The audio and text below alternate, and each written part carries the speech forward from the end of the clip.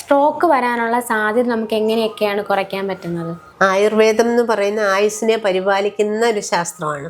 അതായത് prevention is better than cure എന്നുള്ള ഒരു പോളിസി ഉണ്ടല്ലോ, അതിൽ അധിഷ്ഠിതമാണ് ആയുർവേദം. അപ്പോൾ എന്തുകൊണ്ടും നമുക്ക് ആയുർവേദം എന്ന് പറയുന്ന കെമിക്കൽസ് ഒന്നുമല്ല, സൈഡ് എഫക്റ്റ് ഒന്നുമില്ല.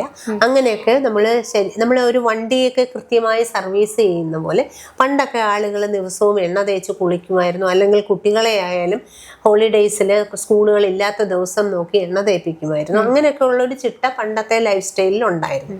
ഇപ്പോൾ അത് ലൈഫ് സ്റ്റൈൽ എല്ലാം മാറിയതുകൊണ്ട് ആർക്കും സമയമില്ല എന്നുള്ളൊരു ബിസി ഷെഡ്യൂളായല്ലോ.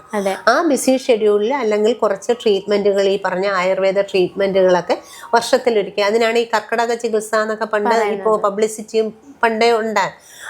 അതേപോലെ തന്നെ കർക്കിടകം വേണമെന്ന് നിർബന്ധമൊന്നുമില്ല, ഇടയ്ക്കിടയ്ക്ക് ഒന്ന് എണ്ണ തേക്കുക, അവരവർക്ക് വീട്ടിൽ ചെയ്യാൻ പറ്റുകയാണെങ്കിൽ അങ്ങനെ അഭ്യംഗമൊക്കെ ചെയ്യുക, അല്ലെങ്കിൽ പുറത്ത് പോയി ഹോസ്പിറ്റലിൽ പോയി ഡോക്ടറുടെ നിർദ്ദേശപ്രകാരം അവരവർക്ക് പറ്റുന്ന എണ്ണയൊക്കെ സെലക്ട് ചെയ്ത് അതിനനുസരിച്ച് ചെയ്യുന്നതായിരിക്കും ഏറ്റവും നല്ലത്. അങ്ങനെയൊക്കെ ചെയ്യുന്നത് വഴി ഈ സ്ട്രോക്ക് പോലുള്ള കംപ്ലയിൻസിനെ നമുക്ക് തീർച്ചയായിട്ടും മാറ്റാൻ പറ്റും. പിന്നെ നമ്മുടെ ലൈഫ് സ്റ്റൈൽ ഒന്ന് കറക്കുക, ദിനചര്യ മൃദുചര്യ എന്നൊക്കെ പറഞ്ഞ് ആചാര്യന്മാർ പറഞ്ഞേക്കുന്നതിൽ ആ ദിനചര്യ കൃത്യമായി രാവിലെ നേരത്തെ എഴുന്നേൽക്കുക, ബ്രാഹ്മ മുഹൂർത്തെ ഉത്തിഷ്ഠേ എന്നൊക്കെ പറയും.